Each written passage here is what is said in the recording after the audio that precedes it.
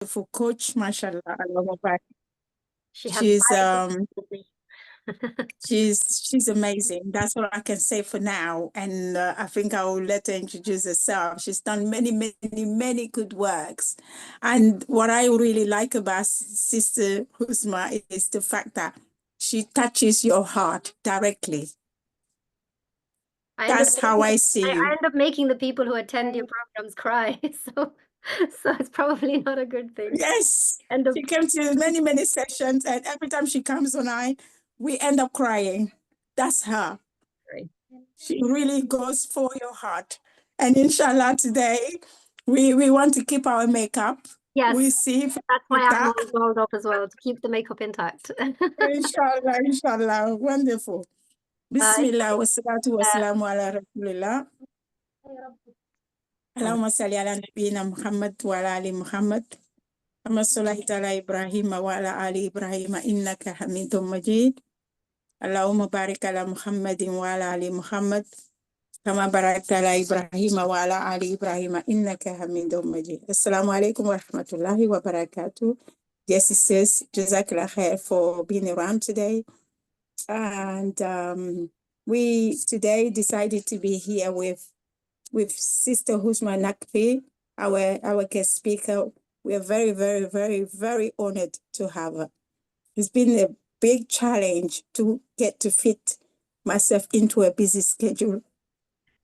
So, alhamdulillah, you don't understand how pleased I am to have you here today to share with us your expertise in all areas, not just bereavement. Assalamu alaikum wa rahmatullahi wa barakatuh. Sister Uzma, welcome. Jazakallah khair. Thank you so much. It's an absolute honor for me to be here. I'm so grateful to you. I know it took quite some doing to get the timings right, but alhamdulillah, we're here now. I would like to share some screens with you, slides with you that I've prepared, inshallah. So if everybody can be on mute, just to make sure that those people, because I know there's a lot of people that won't be able to attend the live, but they will be watching later. I will mute them, inshallah. Everyone, and please do keep your cameras on, inshallah, if you could. Jazakallah khair. Thank you.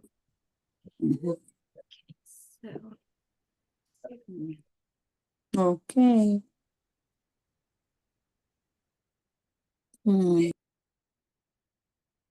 Okay. I'm just getting set up here. Just give me a second.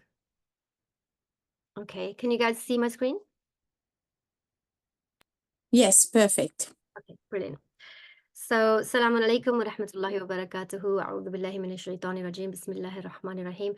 I'd like to start today by just reciting Surah Fatiha for the martyrs all around us. Unfortunately, what's happening around the world right now with all the atrocities. So I think it would be really nice to ground ourselves with the name of Allah subhanahu wa ta'ala to begin with, especially the martyr of Sayyid Hassan Nasrallah today, who is defending our brothers and sisters in Palestine.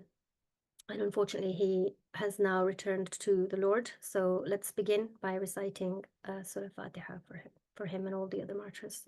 Bismillahir Rahmanir Rahim. Alhamdulillahi Rabbil Alameen. Rahmanir Rahim. Maliki.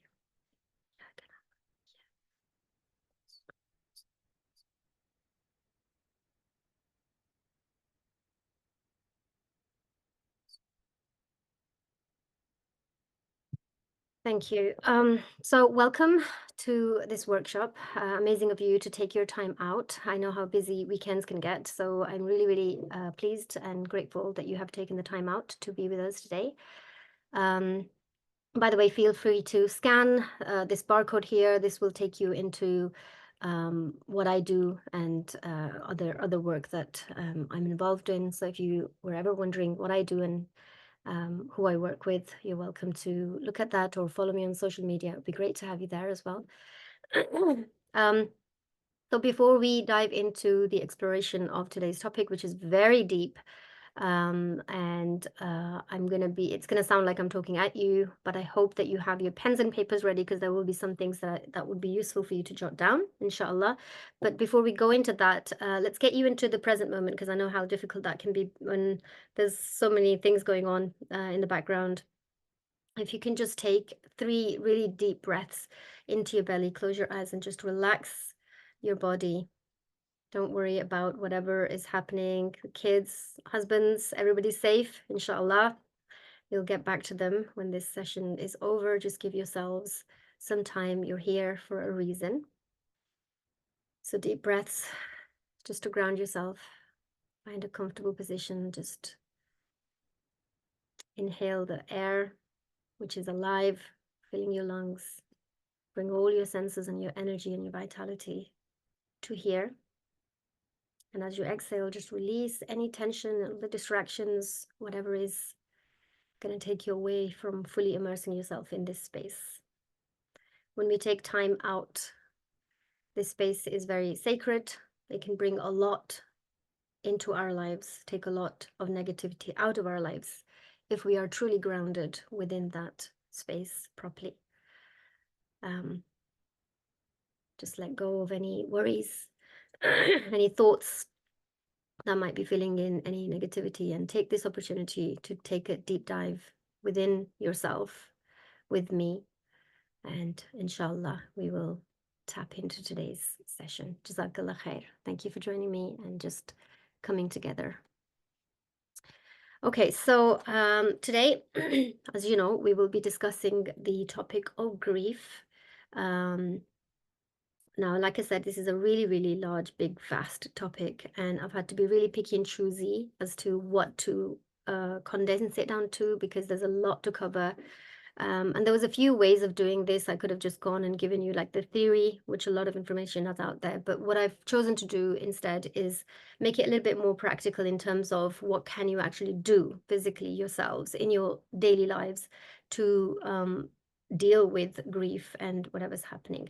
I might sometimes be referring it as a crisis, as a chaos, as grief, as hardship, maybe a spouse death. So all of these are within the context of the grief topic that we're talking today. So dealing with grief, loss, and death. I just before I go into that, I just wanted to say a heartfelt thank you to Sister Khodja, because I know what it takes to put sessions like this together. I know how hard it is to correlate all the timings and get everybody together on one page. So I'm really, really grateful to you. Also, a disclaimer that I am not a scholar. I am a life coach. I am studying Islam. I'm doing Masters in Islamic Studies, also Hawza Studies. My profession is coaching. That's what I do. So a lot of this is through research and through experiences that I've had with past clients, and some of the experiences that I've been through my own self as well when it comes to grief. So grief is universal. Grief is something that anybody from any background feels at some point, one point or another. Everyone in their lives will encounter grief in one way or another. And it may be through many, many, many different ways. It might be through the death of a loved one. It might be through ending of a relationship. That can be intense grief that we go through. It might be loss of a job that was bringing in, sustenance for your family. Any life event that alters life as you knew it before can be very, very sad and very difficult to deal with. And so when I'm talking about a loss of a loved one, don't just look at it in that context, broaden that and apply that to your own life, and think about how what I'm talking about is as applicable to you as well. Losing a loved one can trigger intense, deep feelings of grief. For some people, this grief can lead to severe form of depression, or make underlying depression that was already there a lot worse. And it is normal to grieve and feel sad after a loss, of course. It's only natural, it's human nature to do that. That's the way that Allah subhanahu wa ta'ala built us. But very prolonged feelings of sadness, of hopelessness could mean that, you've been pushed into depression. Whether you're experiencing grief or deep depression or both, there are many, many different approaches that you can do that can help you heal and to get out of that. And so we want to differentiate, or we want to be able to see what that looks like. Grieving, are you falling into depression or not? So for that, we would need to look at the symptoms or the duration of the symptoms. So people with depression feel depressed almost all of the times. Grieving people often have symptoms that fluctuate. So in one day, you could have waves of, feeling better. Okay, I've got this, I'm all right, and then down into the dip again. But for somebody who's falling into depression, it could be feeling like, I feel like this all of the times. I don't want to go out. I don't want to do anything. And it can be really hard to accept support as well. So people with depression often begin to isolate themselves. They want to be on their own. They don't want anybody else to they might even shun people that are there to help them, to support them. People who are grieving may avoid going out into gatherings, socializing, anything like that. And that can be for quite a long period of time, that they just don't want to accept support from loved ones. Maybe even housework, children, or all of those things that you're attached to can be really hard to deal with on a day-to-day basis. And your ability to function generally, someone who's grieving may still be able to go through life. They still go to work. They might do all the other runs that they do in a general sense. They may feel that participating in these day-to-day activities actually helps them, gets them a bit distracted from their feeling of feeling low constantly. But if you are starting to dip into depression, or if that's how you feel, you may experience symptoms that are really severe, that you feel physically unable to do the work or important tasks that you know you need to do. You just want to stop, right? There is no desire anymore. And that can push into all sorts of complicated grief that can lead you into even worsened symptoms of depression if it existed there already. So, things like if you're having trouble thinking about anything other than that loss that you've gone through, or lasting longing for the loved one that has passed away, difficulty in accepting that your loved one has gone, so accepting the situation as it is, feeling really bitter over the loss, feeling as though life really has lost its meaning, it doesn't have any meaning anymore, trusting others, having trouble in trusting others, difficulty remembering any good things that happened, any positive memories of the loved one. And things like that. So these are ways that, if this is happening on a long period of time, then that is something that you definitely need to get checked for, something that you need to seek support for. And the reason I mentioned that in the beginning is because we want to be able to see, are we in that grieving period, and that can look different for everybody, as we will discuss. But if you do feel like the symptoms feel more like I'm falling into depression, then it's a really good idea to go and have a discussion with your GP or somebody about that. There are many studies that have been done when it comes to grief, and there are 7 stages that have been identified when it comes to grieving. I'm going to go through them and then I'll talk about it, but then I'm going to give you some practical strategies as well, inshallah, to actually help you and support you. So if you haven't got a pen and paper, please do grab it, because I might ask you to ask yourselves some questions. And by the way, when I do ask you to ask yourself some questions, don't feel like you can do this right here, right now, because I'm talking and it's very distracting to be able to really get authentic answer. What I'd really like you to do is when I do ask you to ask a question, jot it down and sit with that in your own time, in your own space, so that you can really allow those answers to come up for you and see how you can navigate through that. So let's start with the 7 stages of grieving. The first one, when you hear about a huge loss or a life-changing event that's happened in your life, the first thing that you do is you have this intense feeling of shock. And that can be combined with denial, right? So this is a state of utter disbelief, like a numbed feeling, right? That's the initial first stage. Then that can easily and very quickly convert into pain and even guilt.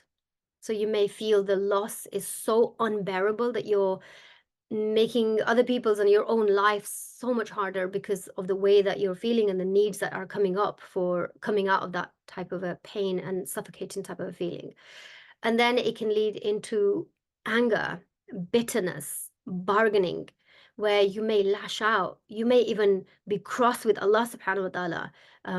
Why is this happening to me? Why would you do that to me? And just real anger to get rid of that, to get relief from those hard feelings you might be feeling like that. And that, if it's there for a long time, can end up in depression. And this may be a period of isolation, a period of loneliness, like described earlier. And it's hard to process what's happened, but often it can lead to reflecting on like what you're going through on the actual loss. And then once you process that, if you can process it in the right way, and there is no one right way. So when I say that, I don't mean like there's one right way. I mean for you, whatever that right way looks like, and you can explore in today's session and see what fits for you. But as you start to do that, as you start to process, as you start to reflect and think deeply about the loss and what's happened as a result of that, then there is likely a turn upwards. And at this point, the stage of grief, like anger and the pain, starts to slightly simmer down, dies down a little bit, and you're left with more of a calmer and a more relaxed approach. Not feeling great still, but you're starting to see the lighter side of life. And then the reconstruction work can begin, and you can start to work through that, and you can begin to put the pieces of your life back together again and carry on looking forward to life again. And the last stage. May I double check that you're sharing your slide, because I think we might not be able to, we're not seeing. Oh, sorry to you. Yeah. Oh, that's right. We only got one slide so far, so I'm not quite sure Okay, if you sure. I've only shared one so far. Oh, okay, that's fine. All right. I've got loads of slides for you, and I talk a lot. So, really, if I have like one or two bullets, go on and on. Just checking. So just excuse me. Thank you. So yeah, so acceptance and hope, and this is a gradual process of accepting what has occurred in your life and a new way of life, because there's no going back to normal. It's a new normal that you create, new possibilities, new future. And personally, I don't think that there is a structured process to this. I don't think that it's a structured one size fit all type of a grieving process. Everyone grieves differently.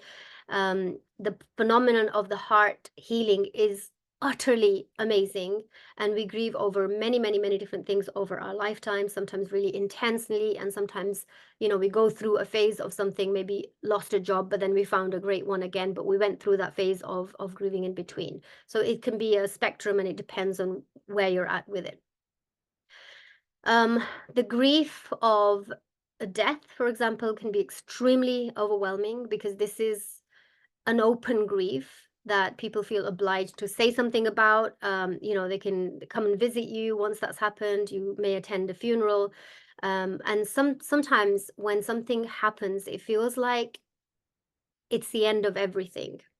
This is not because the situation that has occurred that you cannot handle it, but it's actually because your story, and we'll talk about that in a little bit more detail, but your story, your perception, your meaning that you've added to that situation is making it look like it's the end of everything, and you can't handle that. It's your interpretation of the situation, either loss of your control over a situation, or it puts you back into control. So it depends on how you view that situation. So how can we give something as tragic as death, for example, or the end of a very long-term relationship, for example, a better meaning? How can we do that? First thing, you know, that always gives us solace, the basic understanding and fundamental thing for every Muslim is that, alhamdulillah, we are believers. We have faith. We are truly blessed that we have a system, a way of living, a way of death, and that's ingrained within our system. With the way of life is Islam for us.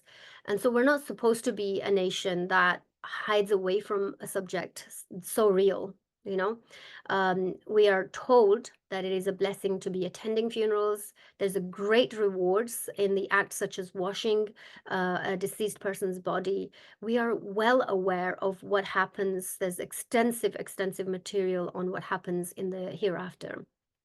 So what is the missing link? Right? And I want you to think about it. If we know all of that, we hold all of that knowledge, yet we feel stuck in grief, we feel like we cannot move away. And if we're in that mindset, that story that it's the end of everything, I can't move on from this, then what is that missing link? Why are we not grasping what we already know? Because knowing the theory of something and actually being able to act upon it are two very different things. And that is it. It's us, right? It's our mindset. Again, it's the way that we're looking at what's happened. We must build the system internally to give the loss a different meaning, to view it as not straight away, like somebody can't jump from like a huge tragic loss to like seeing it as a blessing straight away. It takes a huge amount of courage, a lot of work in between to be able to get to that, but we can work towards that, right? We change the way that we view loss. Maybe focusing on the fact that what this person brought to your life, and you know how life was while they were with you. What's very comforting for us as Muslims that Allah subhanahu wa ta'ala will not burden a soul with more pain than it can bear. We all know that, we trust that, we have tawakkul, we understand that. And that means that whatever has come our way, we can deal with it. Every single event that unfolds in our lives, it happens because it is getting us closer to where we are supposed to be. And I know that it's extremely difficult to view it that way when you're in the thick of things, when you're actually going through that trauma, through that pain. It's really, really difficult to see that as something that's beautiful or something that's there to carve me to be a better person, right? But he knows that we can handle it. And he, you know, especially for the things that we had no control over, they happen naturally to us. They happen just, you know, through the will of Allah. Those things are absolutely there to enhance our lives, to do something, to give us something or other from that is for us, right? But the way in which we utilize our free will, like how we choose to use whatever's happened, how we choose to use it against us and give up and often resort to blaming Allah subhanahu wa ta'ala when he was only trying to reform us all the while. And it's hard to see it like that, I understand. He was trying to tell us that there is a gift, inherent gift in this tragedy. It is our job to utilize our faculties, our intellect. The fact that he gave us the title of a potential being of Ashraful Makhluk, right?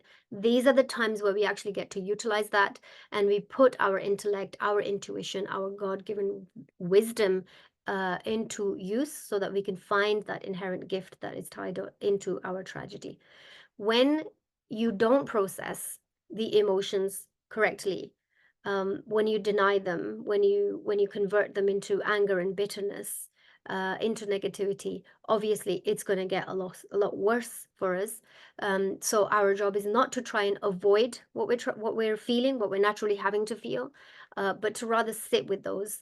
And there are many different ways to like do that. And I could have chosen a completely different way to conduct today's session and giving you the lowdown of like the emotional side of things, but I wanna help you try to ask yourself some deeper questions as to what's going on inside of you, and hopefully that's going to help you process some of those things. If we don't handle our emotions correctly, then this could over time have a really, really adverse effect on not only on our physical beings, not only our emotions, not only our mental health, but our iman too, right? When we start to begin to question Allah subhanahu wa ta'ala, our tawakkul, our faith in Allah is in question, right? We're wondering if he made the right decision for us or not. So grief makes you feel really isolated, fearful, terrified, and damaged, right? The fear of losing the connection, of never hearing that sound again, of losing oneself without that person. Like our sense of self is gone now that that person's gone, for example, because we have assumed that our identity is only with them. Is there a question? Sorry. Anybody was going to say something? No, okay. So emotions are essentially, they come with a message, right? Our sadness, our anger, our anxiety. It is what we do with them that helps us become more conscious as human beings, right? And that's why today is a little bit of a practical session so that we can try to do that. So in the context of marriage, and remember this part is this today's talk is actually taken out of my larger program called The Universe Within You, and even that is, I've taken bits out of that, so sometimes it might not sound like it's flowing, but hopefully it's all going to come together towards the end. So let's say choosing to leave a partner because the relationship had turned really toxic, really bad, is our conscious decision. It's a choice, right? But for a husband or a wife, a partner with whom you've shared your happiest moments with, a person you've loved with all your heart, for this person to be taken away from you without your input can be absolutely devastating, right? And sometimes death can be quite sudden. So obviously we don't know how and when we're all going to die. It can be quite sudden. And the way they were there, like one moment, and the next they're gone. Some are longer, like, you know, some deaths due to elongated periods of ailments and long-term like hospital sickness. That's also a different process, but also a very, very difficult process, like the hospital visits and things like that. So you kind of have an expectation almost. There's a verdict from the doctor ready to come or whatever. That's a slow preparation of like self towards the inevitable. So you kind of are expecting something like that. But a sudden loss brings one's world kind of crashing down all at once. And even though the slow death might mean that one feels a little bit more prepared, it still causes a lot of grief, obviously, and that's a different process, but grief nevertheless. A death that has been lived by one's husband, one's partner, as well as with every passing visit, every visit to the hospital, every day of the life slowly leaves the body of our beloved, and that's a really, really tough thing to do. This disheartening grief is actually an opportunity to reconnect with Allah subhanahu wa ta'ala. When we feel completely powerless, when we feel like complete at loss with what has happened, it is only through knowing this utter helplessness that we can know power again, that we can even appreciate power again when we start to recover from this. This is the process of increasing your vibrational frequency, your state, internal state, the way that you are. Powerlessness, grief, and hopelessness are the lowest forms of vibration. And vibration is a huge topic that I go through. Maybe we can do another session on this as a standalone topic because it's very, very vast. But just to give you the context, like we're everything, everybody around us, internally, externally, we're all vibrating at a certain frequency. So depending on what emotions we're emitting and our state internally, we are vibrating at a certain frequency. So when I say that the vibrational frequency of this kind of helplessness and hopelessness and deep grief that we go through are really low forms of vibration.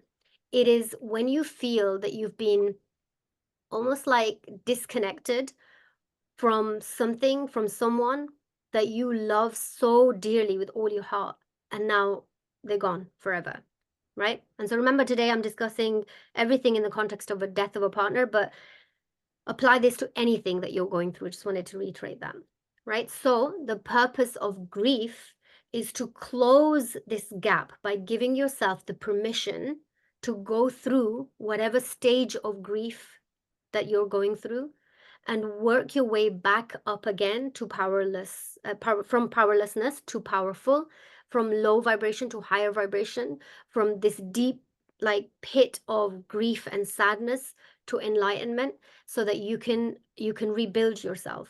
So from feeling this powerlessness, hopelessness, denial, anger, pessimism, to acknowledgement, to acceptance of what's happened, to joy, and to even enlightenment, which are really high forms of vibration. You will only truly feel and appreciate the highest vibrations because you've known what it feels like to feel the lowest vibrations. You don't take it for granted anymore. This means that you can feel the reconnection to yourself, to the loved one, through reconnecting to Allah subhanahu wa ta'ala. At all points, when we are healing, we are gaining closeness to Allah subhanahu wa ta'ala.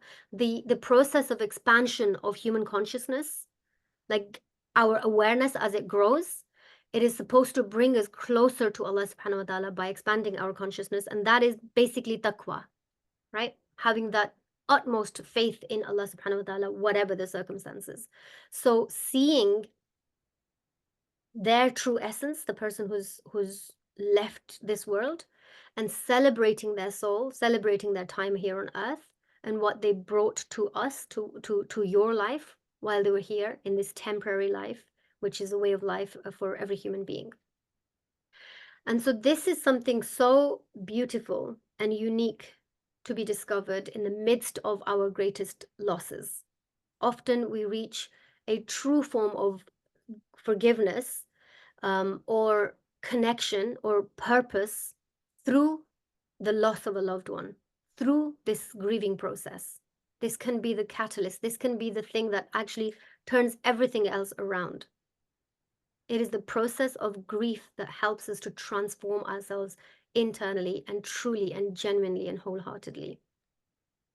The process of grieving is not about being okay with what, with something that we are not okay with. This is what most people get wrong sometimes. And there is an added pressure of how people around us expect us to grieve. And I think that's important as well to think about. It's almost like you're made to feel like you're not really a spiritual person, you're not really a religious enough person if you simply just cannot come to terms with your loss, right? Or even vice versa. If you get back to acceptance stage quite quickly, then it's like she didn't really care about this person. So there can be a lot of judgment in our communities, and we want to really steer away from that. The start of the process to be present and fully present with the fact that this person is no longer here is a gradual process that we have to go through. And it is best not to do that all alone, because again, remember I said one of the things that pushes us into depression can be isolating oneself, because we think we just need to be alone right now. We just need everyone to get away from me, and I just need to process this situation. And while sometimes that is absolutely vital and important, that for you to process this in your own time is really important to get that alone time. But I'm talking as a whole, don't get to a stage where you isolate yourself fully from people. It is a process in which you experience immense pain, right? And the sharing of this experience with other people that you trust, that you love, is actually something that might be an entire beautiful gift that this soul left behind to rebuild bridges. I've seen and I've worked with families where there's been a death of a loved one, and there were feuds in the family that they hadn't, reconciled in decades, and they were able to come back together again, sit in this loss together and reconnect as a family because of this loss, right? So there are many types of gifts that we might not even been thinking about, but they can come out in a time like this where we can start to reconnect with ourselves, with our loved ones, and share this experience, right? And so it's really important to just expand our horizon and see how this healing can bring me together with other people and experience this in a way that they can be healed and I can be healed at the same time as well. When we have traumatic experiences like loss of a loved one, we often have to still continue life. We still have to do the usual things that we have to do. We still have to be functioning with the pain. So the pain has no choice but to be delegated at a subconscious level, in our subconscious mind. And when this happens, we may have dreams about the person who's gone away, a different way of channeling. Like our mind is carrying so much load that it's starting to, give this grieving a different channel to get out.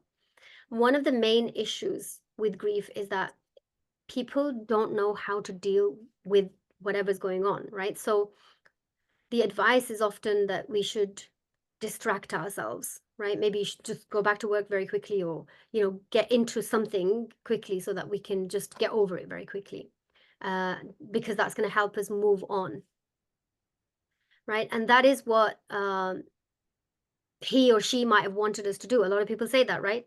They wouldn't want you to be like this for a long time. Let's just pray more, etc., etc., etc. But with grief, unless you become fully present with it, with the process of feeling the feeling in whatever that looks like for you, it won't actually go away, right? We can cover it over time and we think we're moving on, but we're still very much triggered when even a very long time later if we haven't dealt with it properly. This process of trying to distract yourself is actually a much longer process. It makes it so much more longer to deal with this. You'll still go through whatever phase you're going through and many other phases, but you'll just not heal from it fully for a long time, because each phase is taking so much longer because you're not dealing with it, you're not sitting with it, you're not allowing it to be processed, you're not allowing to understand what this is here to give you. The lesson in it isn't being learned, the inherent gift in it isn't being accepted, right? So the harder thing to do is to allow yourself to go through the painful process of processing these trapped emotions that you have inside of you when you go through a loss. And this can be very, very difficult. One of the most beautiful things that we have in our community, alhamdulillah, is that we deal with death as a community. It's a community matter, right? We don't leave loved ones on their own.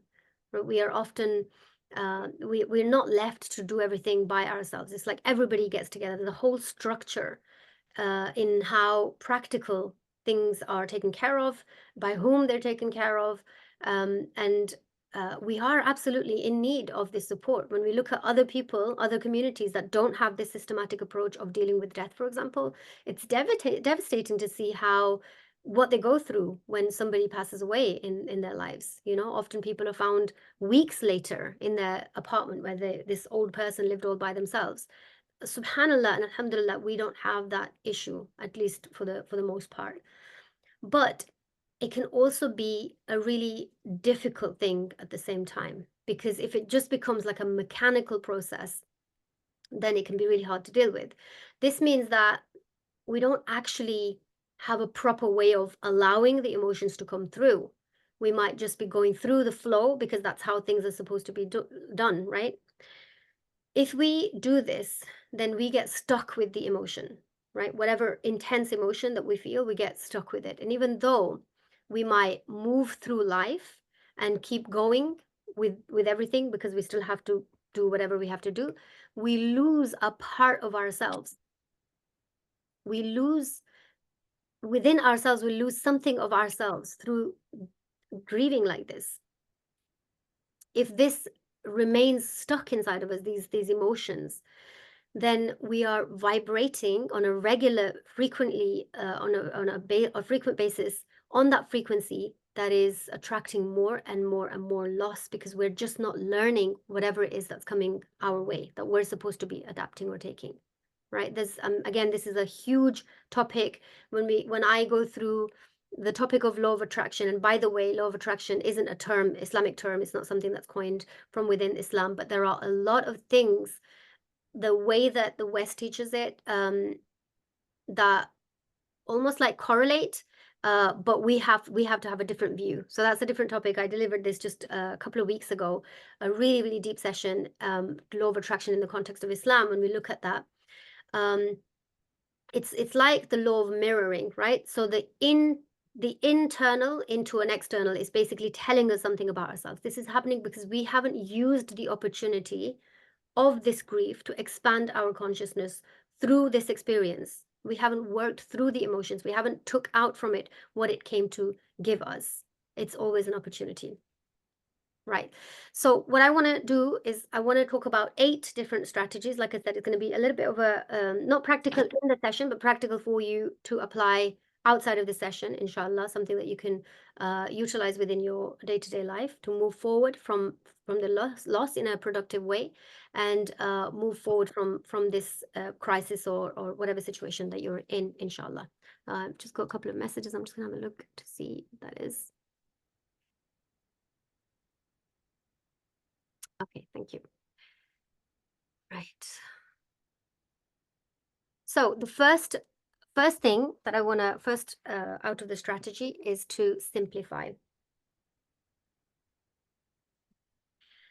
when we talk about simplifying, think about, and this is I'm talking to people who are going through grief. So if you're passing on this message, or if you're going through grief, look at it in the way that your life is and what grief is actually doing to you on a day-to-day basis, how you're actually functioning with all that heavy load of emotions, and then apply these strategies that I'm giving you, the 8 of them, and inshallah that's going to help you ease some of that pain. So simplify. Think about everything that you have going on in your life right now, right? All the different things that you're involved with, how many of these things that are creating even more of a burden in your life. And then think about how many of these things can you actually get rid of from your list, right? And this is a practical task. To hear it, it's like, what is she talking about? I've got to do what I've got to do. But if you actually sit down and do like a brain dump and write down everything that you've got floating on up here, you look at what you have, and then I will talk about how you do this, because first you've got to know what it is that you're dealing with, because sometimes we're just so much on a roll, it's just a chaotic way of this needed to be done yesterday, so we're just doing things without really checking, is this something that absolutely is necessary in the way that I'm feeling right now? Is this something that's supporting me? So as you're doing this process of simplification, and as you go through, after you've done this process, only then like can you actually make a real list of the things that you really truly do need to pour your energy and focus into. You will find that there are some things that you're engaged in that you do not need to be engaged in while you're going through this process, right? These are the things that I have to have to do them. Like the kids are my responsibility. I've got to feed the kids. I've got to take them to school. I've got to bring them back, right? There are certain things that I've got to do, but there are certain other things that I'm doing that I actually don't have to do right now, right? Now, this helps you stop putting focus on the things that are not your top priority in the list right now. You only need to focus on the things that are the top of your priority. And once you have a simplified list that you are going through while you're going through this grief or crisis or whatever difficulty it is that you're going through, only in accordance with that simplified priority list that you make. So once you have that list, it's like, okay, this is what I'm going to stick with for the next like 3 weeks. That's what I'm focusing on. That's the only things that I've got to do.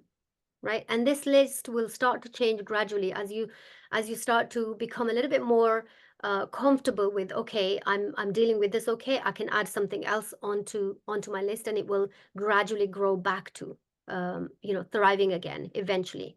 So to thrive from a crisis, you have to stop trying to be this super woman, right? You're not a superwoman, especially when you're going through something so difficult.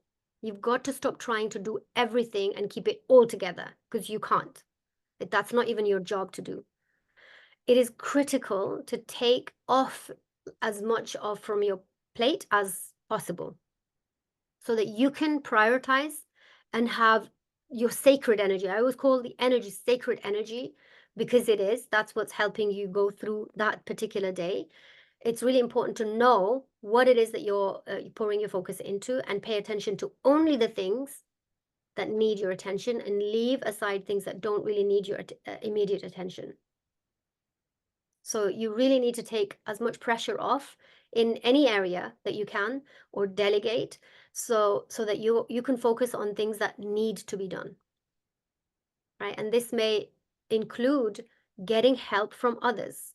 And remember, in the early stages, when we looked at symptoms of depression, sometimes we're isolating, but accepting help from others, when we are not willing to do that because somebody is going to think, well, she's not coping very well, that can also be an indication that you're falling into depression, because you think, I've got to do all of this myself, right? So being okay and accepting help from others while you're not feeling okay, and accepting the fact that you're not feeling okay and that's okay, is a really, really important part of the process, right? In a difficult grieving process, you have to zoom in to only the things, not zoom out, not looking at the bigger picture right now, because that's going to come later. We're not going to worry about the bigger picture. Zooming in and only looking at what needs to be looked at right now.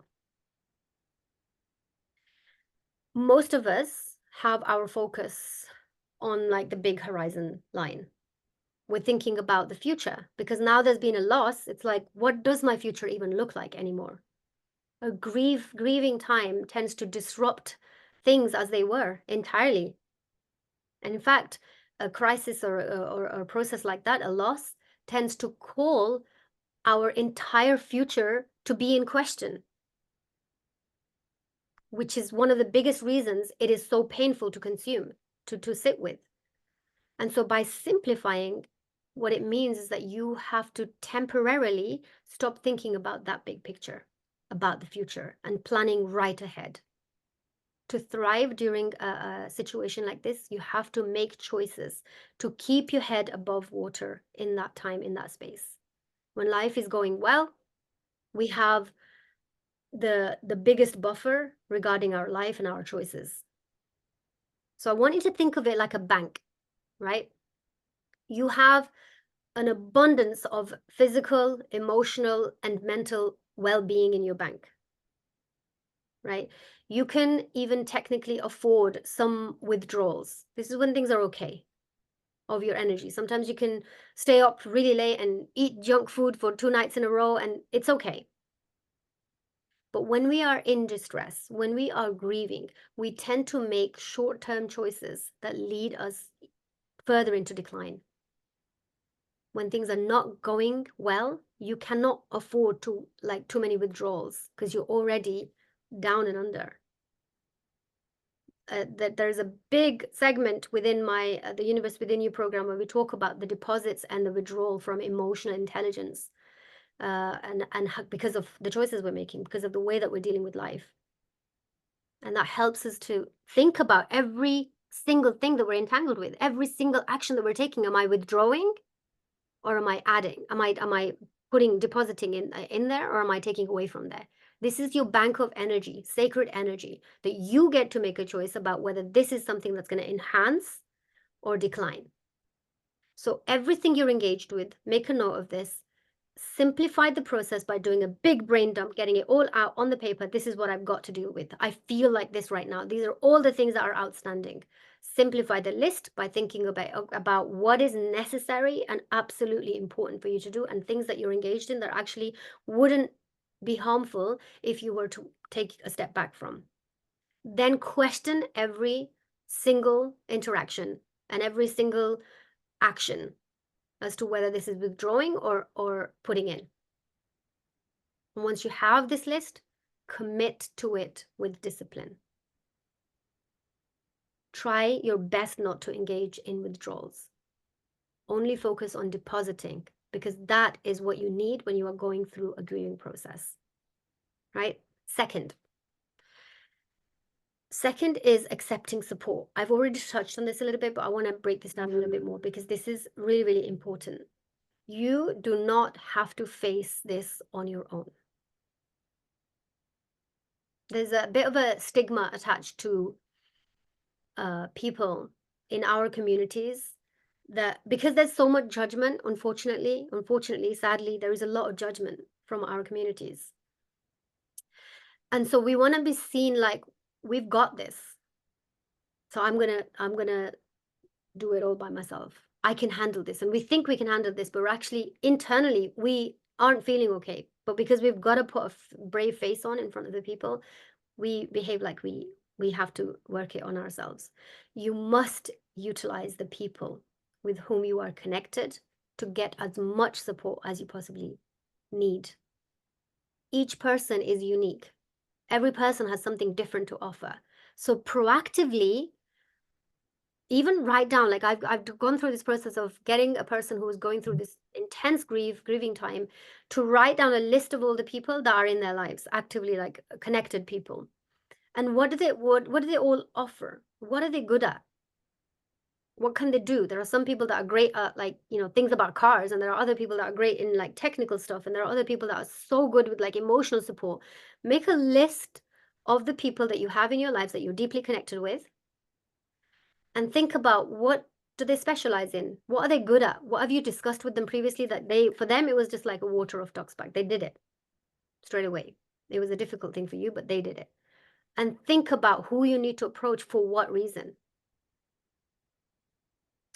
A grieving process makes you lose security. When you get to a point in life where things no longer make sense, like we end up in a place of real internal distress, we automatically, it makes us even more vulnerable because we lose certainty about almost everything in our lives. The safety that the net has, we've lost it. And once you lose control and become powerless in that like chaos, this is where despair kicks in. Your being will try to bring you up to and this is how you will get into like desperation sometimes. The core of all of this is uncertainty. So please don't let yourself get to that all by yourself. You must look all around you and see how much support there actually is. And if you haven't got loved ones, if you haven't got people that you can think of that are really close to you, that are willing to go out of their way, I'm sure that you have, but there is a lot of even free help out there. If you reach out to like different communities, you would be amazed at how many people are willing to actually, help you and support you. You must reach out. There's no stigma attached to you reaching out for help when you need help. Okay. The third thing is think. Might be like, of course, I think all day.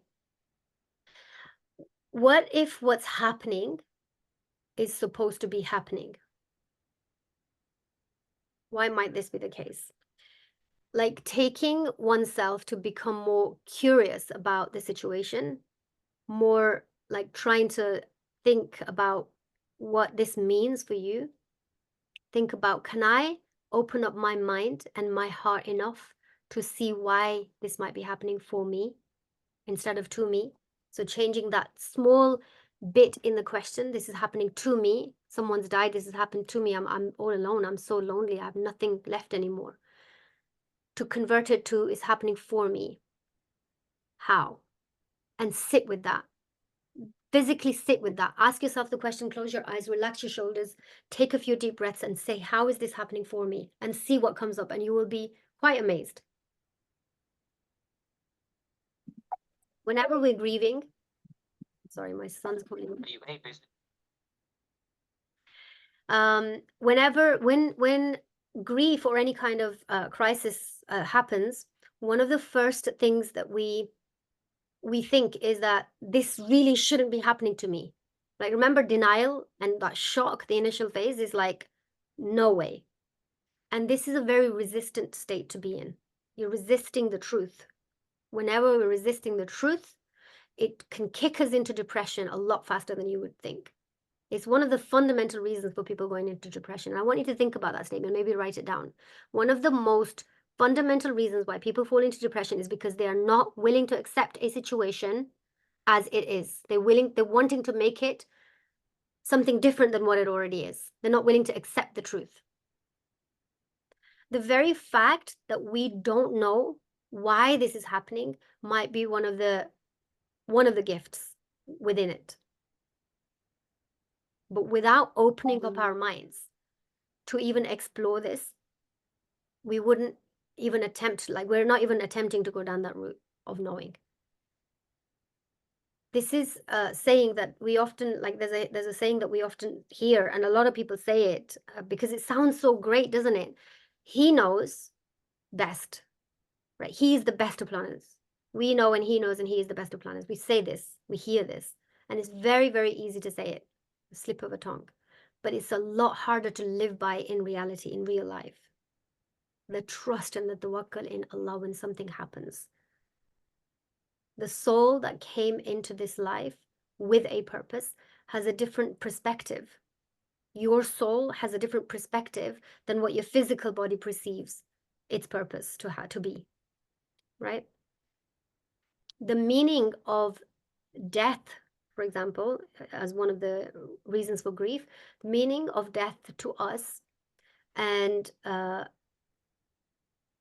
to the soul aspect are going to be two very different perspectives.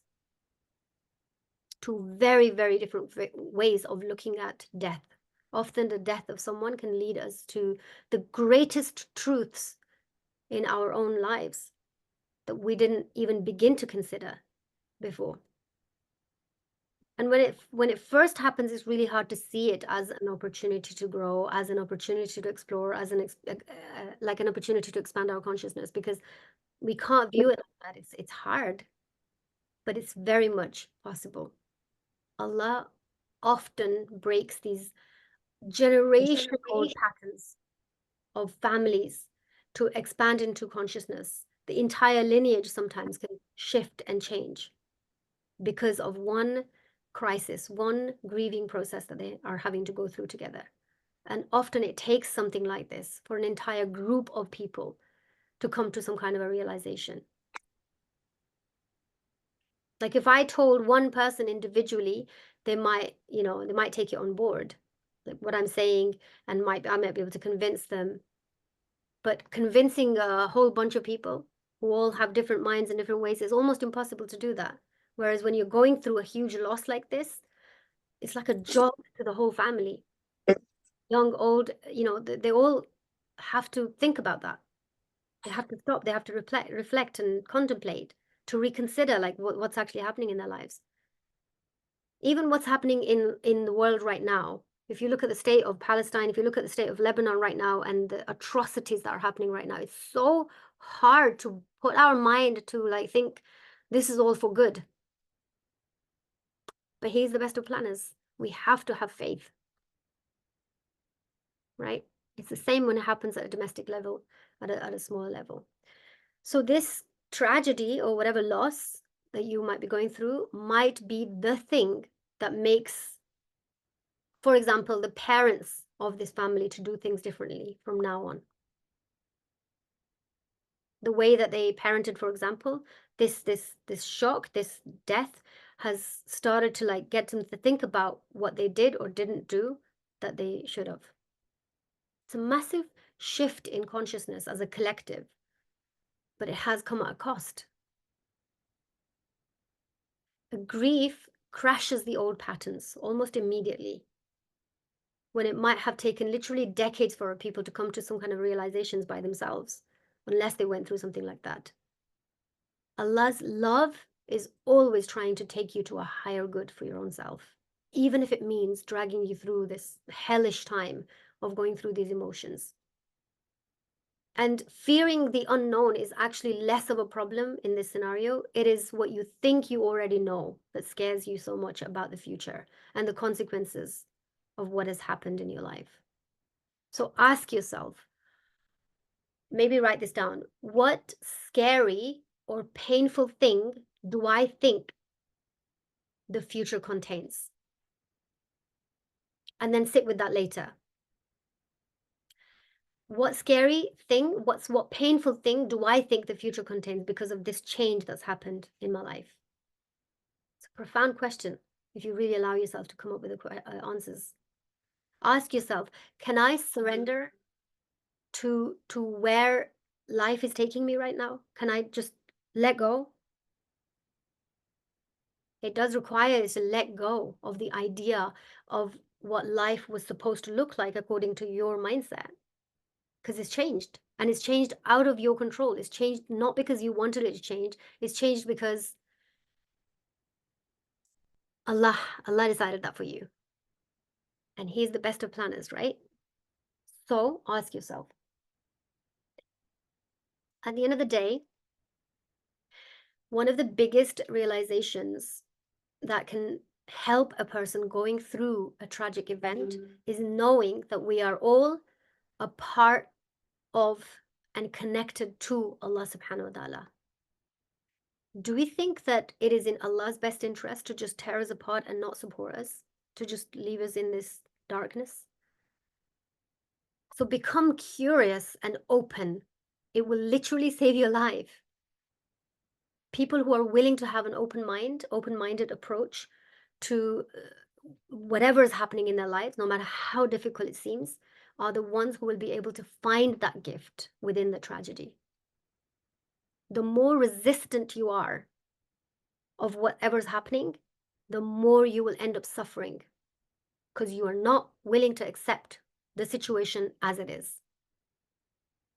And thus you are vibrating at a frequency that is attracting more and more and more things. You're projecting the internal like loss as a loss. You're not being able to open up your mind hard enough to see, what have I got in here for myself? So the more you're seeing it as, because in Hadith Qudsi, Allah subhanahu wa ta'ala says, I am to my believer as he or she sees me.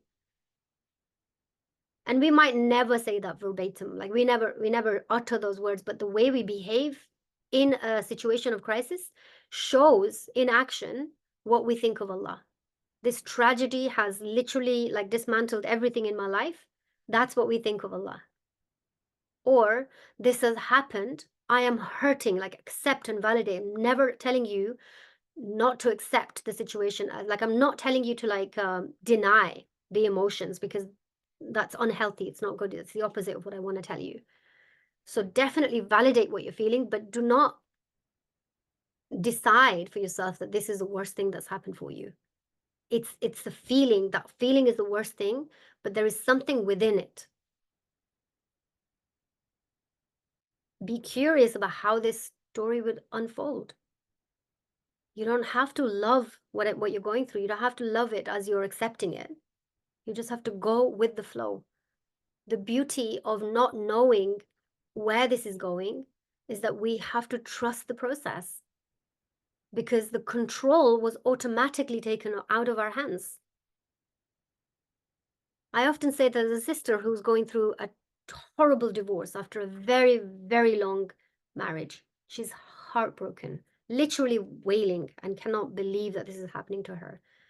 And, the conversations that we have are exactly this control of wanting to like be in this situation has been taken away out of your control without you doing anything. There's got to be something in there for you. The reason we want to know more about like what's happening is to prevent pain. That's ultimately what we're trying to do. We're trying to prevent ourselves from getting more and more hurt.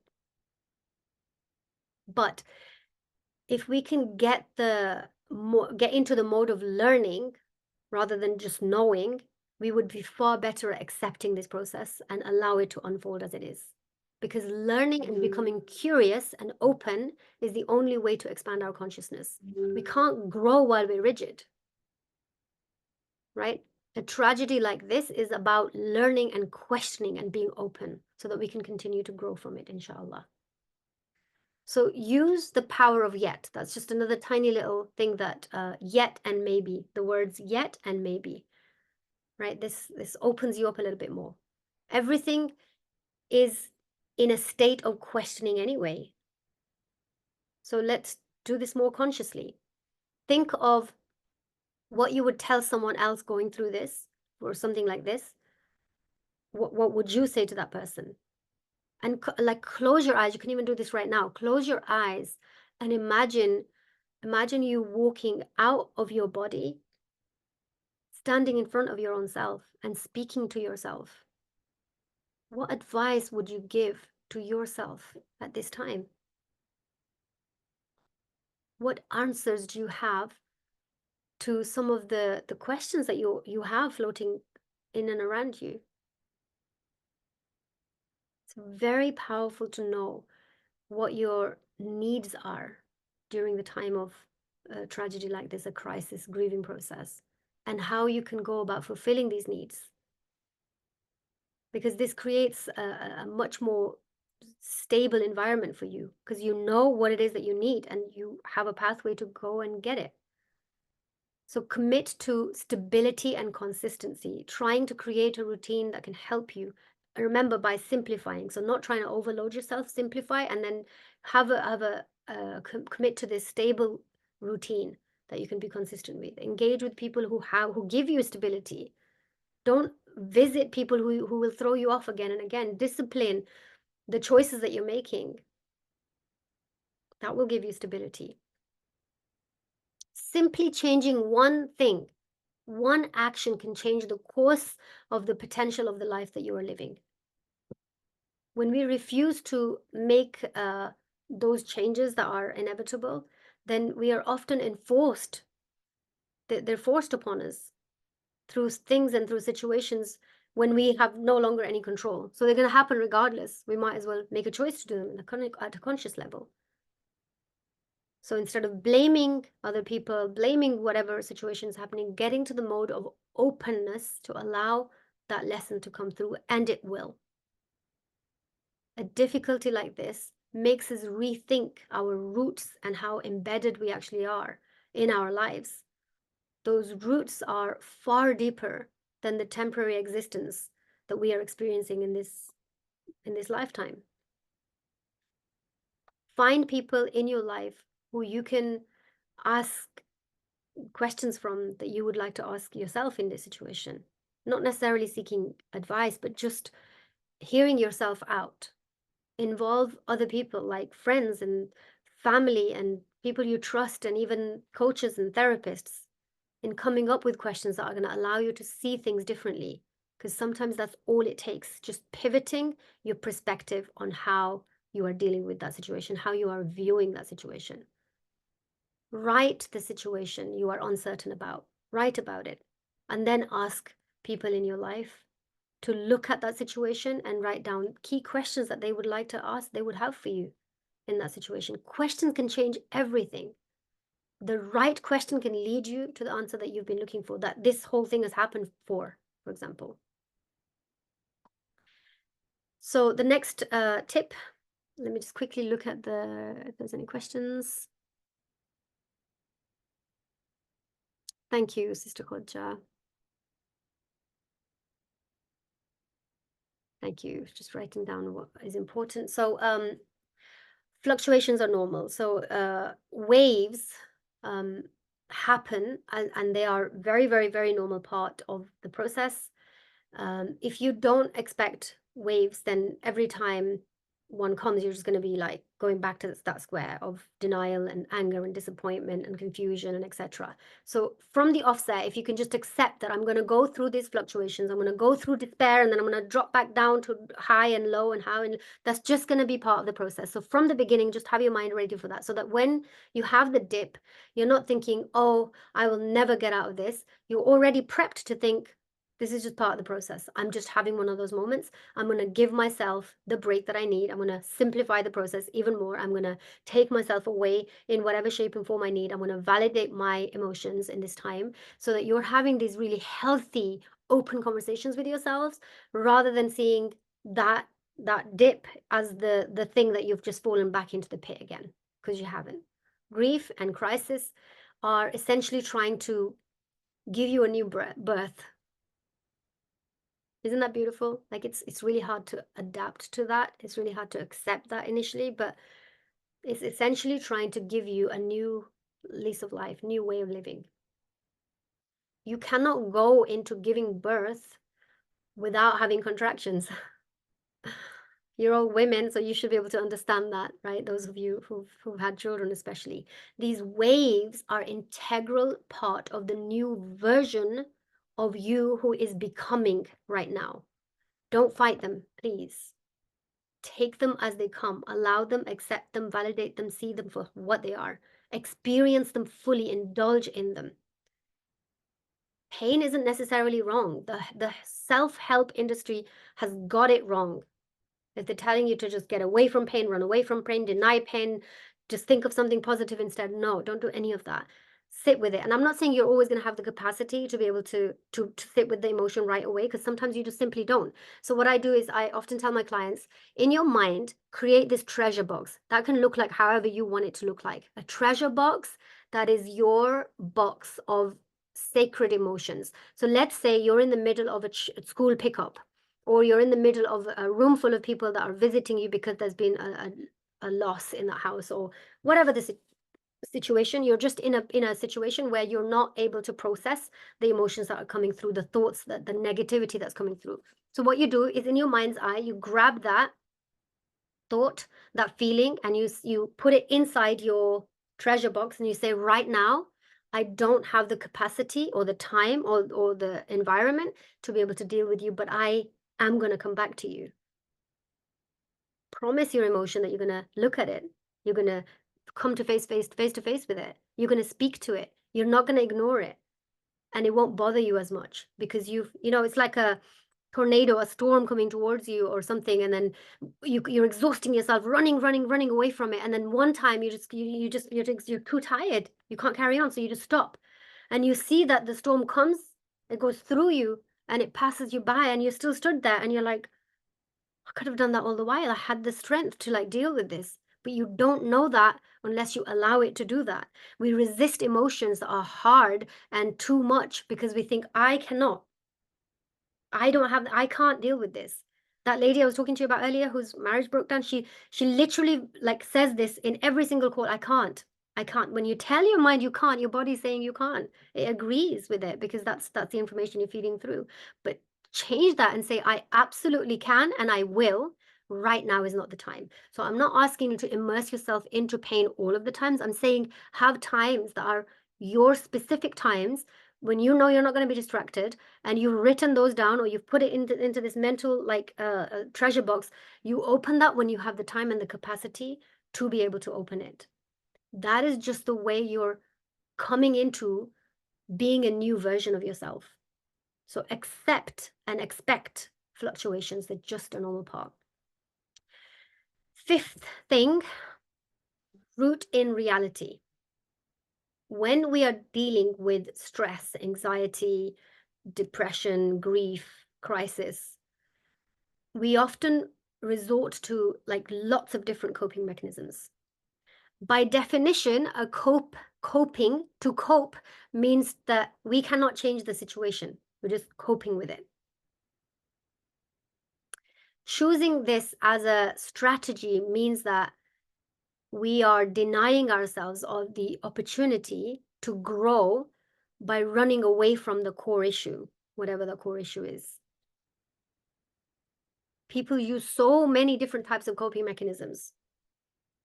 Prolonged sleeping times and isolation and laughing excessively or passive aggressive behavior and blaming others and denial and addictions and all sorts of things can happen if you are not, rooted in reality. And denial is one of the most common coping mechanisms used when it comes to facing a crisis. I'm not saying denial of the like actual thing that's happened, even denial of the fact that I'm not coping with it. So you're using a coping mechanism to go through whatever you're going through, but then you're denying that you're using a coping mechanism. It's like a double-layered denial.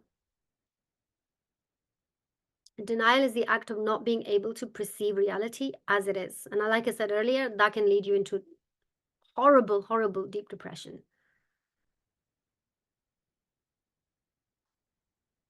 So, and I talk a lot about denial, but I think in the interest of time, but you get that, right? So it's not just a denial about the event, but also denial about the fact that you yourself, how you're dealing with it, might just be because you're using a coping mechanism. So just coming face to face with that and just sitting with that and just asking yourself, am I actually rooted in reality? Am I actually okay? Am I genuinely like going through this in the way that I can? Like exploring if you are in denial. Are you currently like reality? Are you unsure? What meaning are you attaching to the way that you're dealing with the situation? What meaning are you attaching to the actual loss and the way that you're dealing with it? Because you might just be covering something up that will rear its head later on in a different situation, in a different scenario, because it's being buried under this coping mechanism. We don't want to do that. We want to be able to process all of the emotions as they come, because they're all sacred, they're all important, they're all coming here with a message that is important for you. Number 6, change. Change is something that we naturally resist, but it's the only constant in our life. Right? We want to know why we resist and how to deal with your resistance to any change in your life. It's so hard to accept change, but change is inevitable in any given circumstances, but especially when you've gone through a tragedy, especially when you've gone through a loss, especially when you're going through a crisis. It's 100% inevitable. You cannot have things go back to being as they were before this thing happened. So change is inevitable. Why do we resist change? What are the reasons that we resist change? Well, for one, we feel safe and comfortable with the way things are going. And if you apply this to like, a person who's in a really, really bad situation, like let's say a toxic marriage, for example, maybe.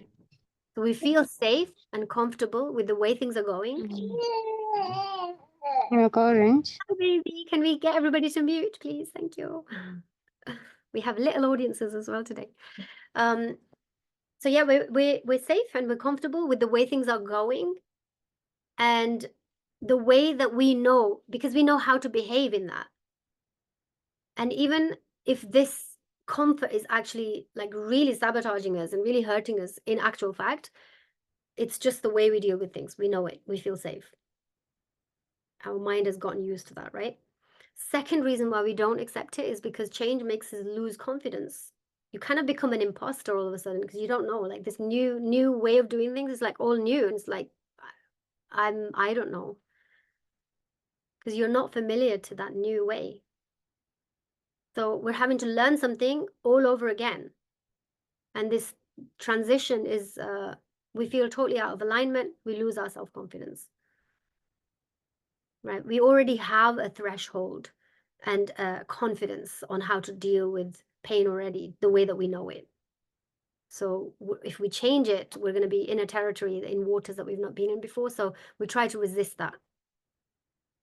The third reason why we might like not resist change is often we don't understand why change is happening in the first place. When changes happen without our consent, without any control, or with something that is completely out of our control, we really don't want that to happen. So we might go back to that denial that we talked about earlier, or we just say we are insistent on like, we're just going to keep things as they are. I don't want to change anything. Another reason is fear of the unknown. It's a big one. If people, like a lot of people are certainty driven, like I will only drive, not me, but just generally some people will only sit in their car and drive to another location if they know everything on the way is completely safe, and you know, there's intense amount of budgeting, and there's like, it's safety, it's creating certainty around their life. Now, certain level of certainty is absolutely paramount for anybody and everybody in the world, because without that we would feel like life is over. Like if you think about the lives of Palestinian people in Lebanon right now, they have zero certainty at this moment because of what's going on. They don't know anything. Hasbiyallahu wa ni'mal wakeel. That's what else? They don't know. It's all out of control. But for us, like going through a difficult situation while we're grieving, it's the fear of unknown. And if we are a certainty-driven person, our routine is out of whack, and it's what made us feel safe. So we're resisting that change. We don't want that change to happen. Another reason is any change means that we are going to have to let go of something that we do not want to let go of. Again, acceptance. We've not quite got there yet, yeah? We might not see what benefits the change will bring. Again, this is going to require some conscious sitting down and asking yourself, if things were to change, if I was to accept it in the way that it is, what does that mean for me?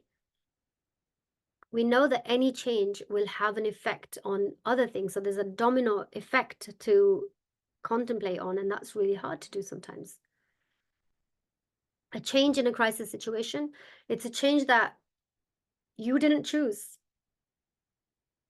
right? It was out of your control. So that's another reason that we react to it in that way. So our first reaction to change is to try to go back to normal. As a matter of urgency, we just want things to go back to as they were.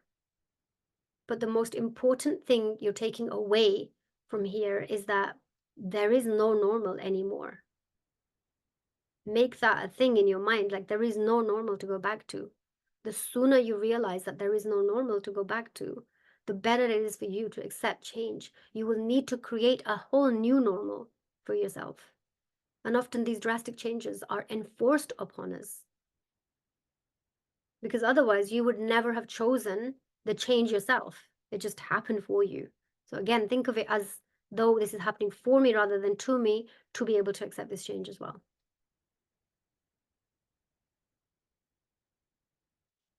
So we talked about this earlier as well, but sit with this reality that there is no normal anymore.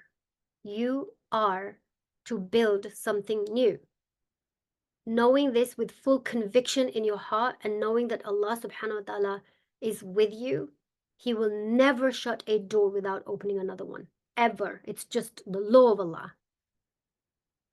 So when something is shutting down, there is a whole bunch of things that are opening, but how will you ever see them opening if you're like possessed and insistent on the one that's been shut, that you're not allowing this to shut? It's already shut, you're just not accepting that it is. So it hinders your progress. And I want you to be open to the new openings. You need to find the resistance to change so that you can use that to move forward with.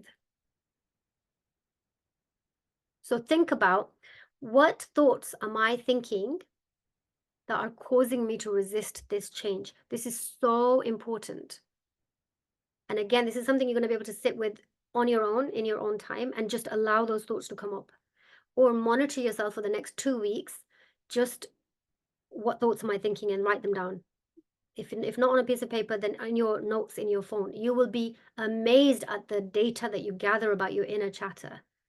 What thoughts am I thinking that are causing me to resist this change, the whatever I'm going through right now? Another question, how does the change associated with this grieving process, with this crisis, with whatever it is that you're going through, how is this change associated with this thing making me feel unsafe and unsecure? Internally, what is it that you're fearing? How do you feel unsafe with it? Another question is, how does this change make me lose my self-confidence and even feel incompetent? What do I not understand regarding the need for the change? And again, like when you're asking these, just at a conscious level, sitting down, just thinking without really deeply pondering over them, you won't really find answers. So when I'm asking you to ask these questions, I want you to be in completely like non-destructive, distractive space, and just really ask yourself the question and allow yourself to just be calm with your eyes closed and allow things to come up. You will be quite amazed at what comes up. What are my worries letting me know that I fear regarding the potential that could happen as a result of what has happened? So what am I worried about?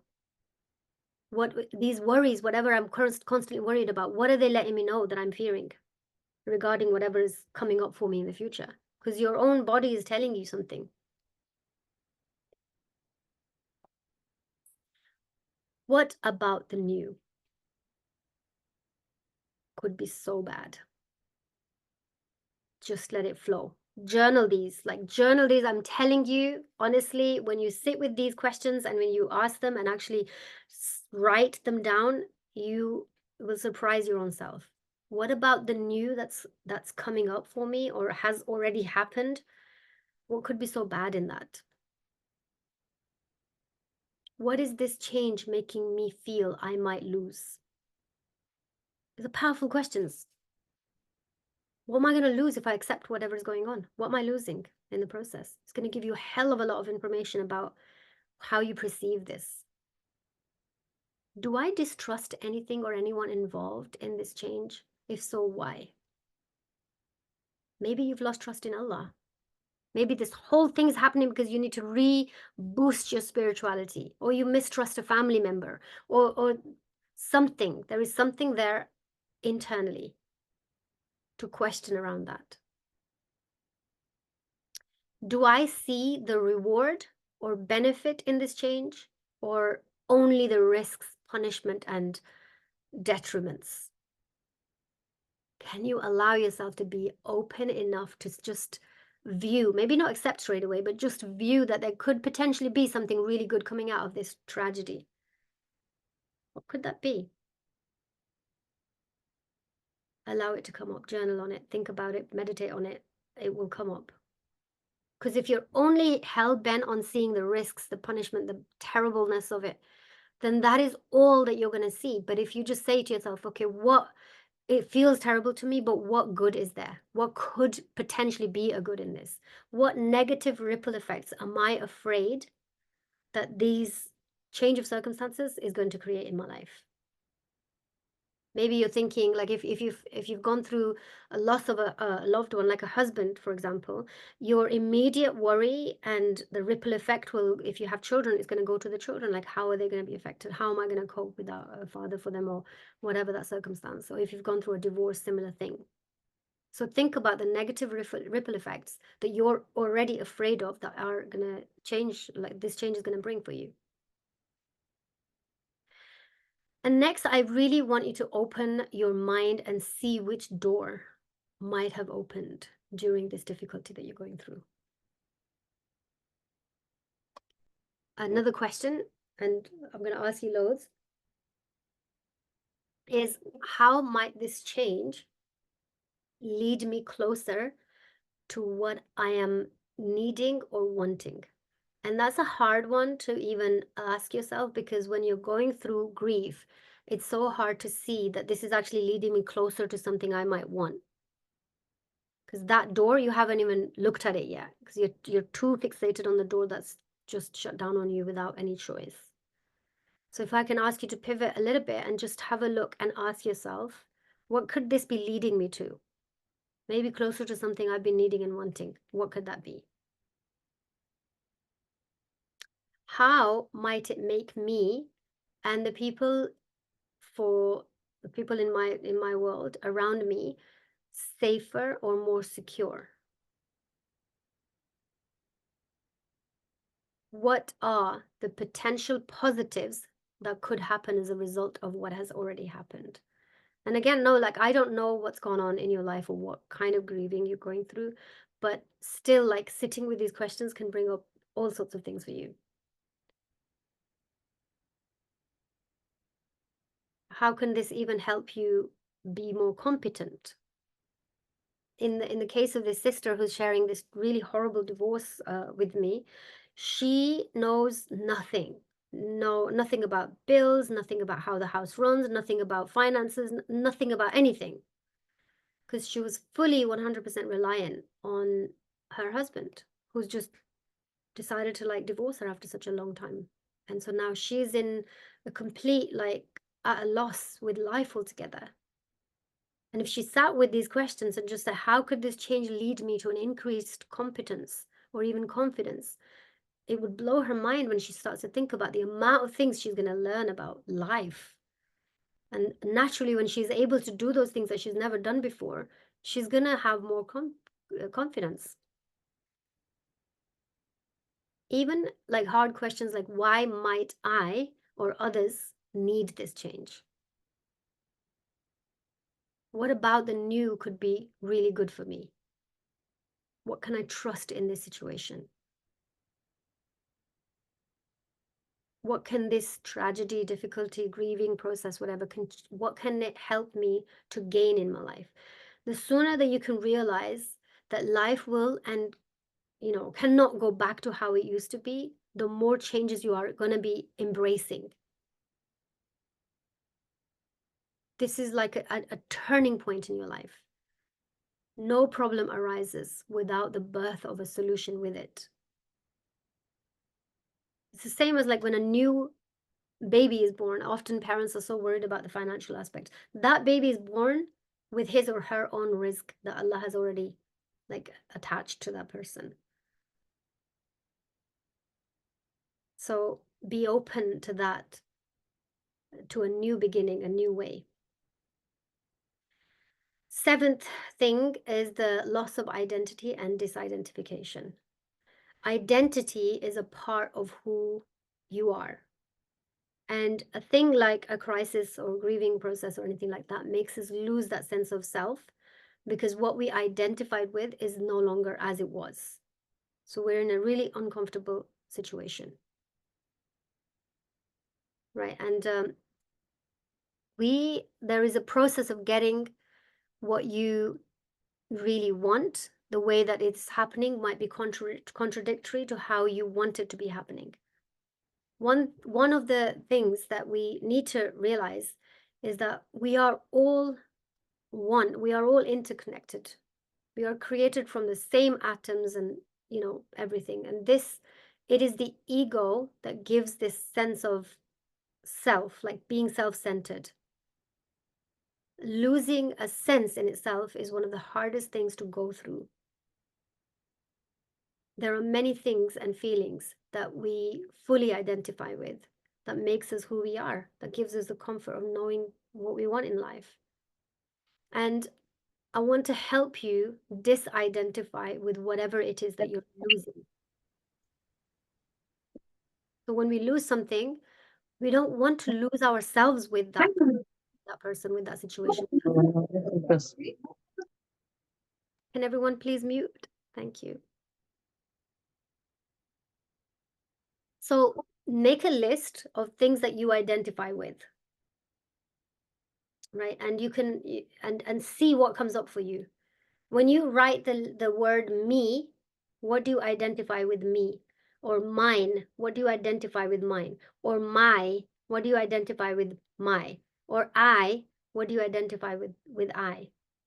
What comes up when you say these words to yourself? What does it mean for, in terms of identity for yourself? Anything you can add in front of these words is the thing that you identify with to make yourself who you are. And throughout your life, your identity with many, many different things, you identify with so many different things, like your spouse and your job and your house and your belief systems and your car and your people and your faith and so many other things. And any time that someone attacks any of these things that you identify with, it feels like a direct attack to you. It only makes you question who you are. And sometimes we identify with something painful, and the ego will do anything to keep that part of you intact because it has identified with the self. When we observe something in isolation, like on its own, we disidentify with it, because you cannot observe something, a part of something fully, without like taking it apart. Think of anything like mechanical, and I have no mechanical background, by the way, but just thinking that if you have a part that's lodged into another part, you're not going to be able to see the whole thing just from an overview. You're going to have to take it apart and look at it as a solo thing. So when you identify with something or a situation or whatever it is, that you've attached yourself to it so much that you no longer see yourself as a separate entity anymore. You've got to see it as other than you. Allah created us that way.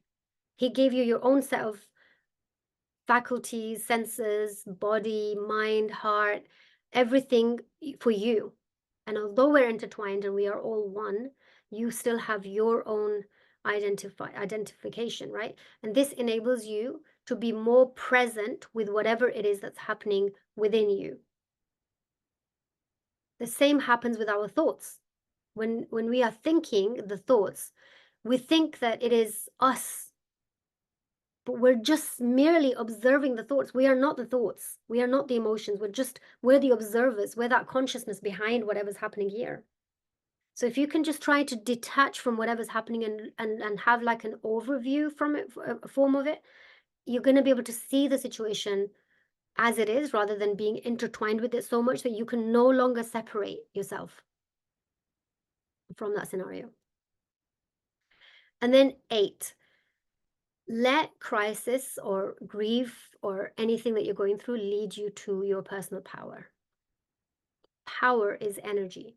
It is inherent capacity to create, to direct, to influence, or to do something so as to bring about what you want in your life. Power is a tool that all of us possess in one capacity, in one way or another.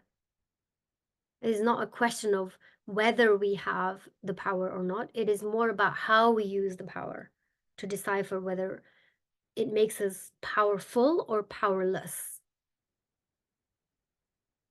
It's the free will that we're using, the choices that we're making, the decisions that we take in our lives. When things don't go our way, we feel only the negativity of it. But we can allow the difficulty, the crisis, the tragedy, the grieving process to lead us to our own personal power. So how might we do that? The first thing, I mentioned it just a second ago, free will. It is not possible for someone to take the power of choice away from you. All they can do is limit your choices, perhaps, but not take away your power of choice. When someone puts you in a situation of taking away choices that you want, you are put in a position to use your free will to choose to either comply, because it wouldn't be an option you would choose if you were to exercise free will, I mean, then this is why it feels like you are forced to make that choice. But you do, in reality, the reality of the matter is that no one can force you to do anything. And in this, when I'm talking about this kind of context, think about people who are stuck in situations that they won't lose themselves out of. And it still causes a lot of grieving, but we don't know how to use the free will. So we are made to think, or we forced ourselves to think, that we don't have any free will. But we do. If you look at so many different scenarios in history, in Islamic history even, that, you know, people used the power of free will to illustrate that they have the choice. From people like Imam Hussein, to people like our Prophet Muhammad sallallahu alaihi wasallam, to people like Nelson Mandela, you know, somebody who's been imprisoned. They couldn't control that, but they couldn't, you know, the person himself couldn't control the fact that he was in prison, but they could not control his mind. So you still have the power of choice in any given situation. Second thing is to stop focusing on things that you cannot do and choose to focus on things that you can do. So, like, you know, I often illustrate this by drawing a circle in the middle and then another larger circle on the outer side.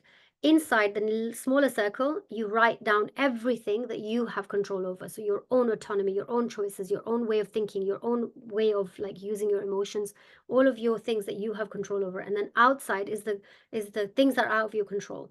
Your spouse and the way he talks to you, and the happenings around your life, all of those things you cannot control. So focus on the ones that you can control. You will see a world of a difference in the way that you communicate with people just by putting the focus on the things that you have control over.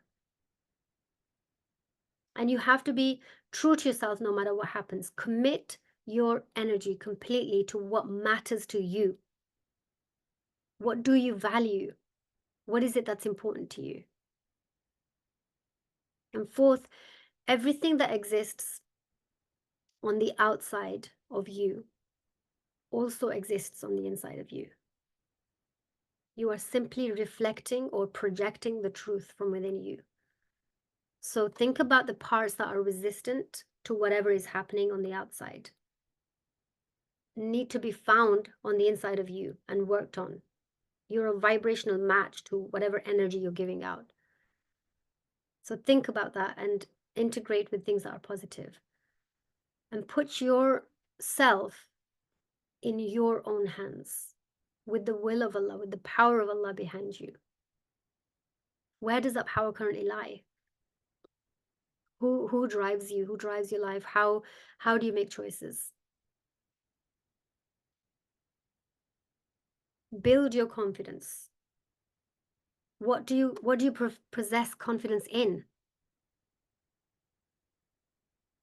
Get out of the position of victimhood. No amount of complaining will ever change your circumstances that you are in. There is no rescue, and no one will take responsibility for things that they did or things that have happened to you. So it is down to you. So once you decide to get out of that victimhood stage, take full 100% responsibility for your own life, for your own feelings, the way that you are today. You are only the one who can change that situation, no one else. You will feel a lot more empowered. Being in this position is an attempt to get a person who's done you wrong, for example, to see that you were innocent and powerless. And you want somebody to feel sorry for you and take back what they did. This is people wronging you. It's not going to happen. Ask yourself the simple question: do I want to stay in this situation? Do I want this is good for me? Responsibility and fault do not go hand in hand. You can't go around blaming everybody in your life for having the life that you are, while you're at the same time not taking responsibility for yourself. Sorry, at the same time taking responsibility. While you're taking responsibility, you wouldn't be blaming everybody else. When you flip the script and actually start to take responsibility, you will throw away the blame and you will take charge.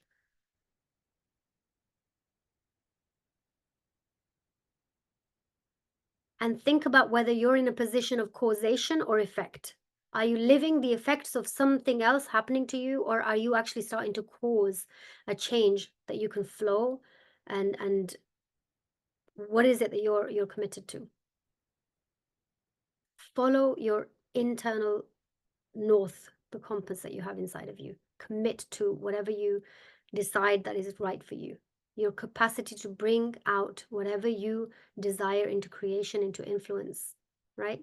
And it's all within you that you're able to do by using the free will that you have. Ask yourself, how did I get into this position in the first place? The way that you're feeling. How did I manage to get to this place?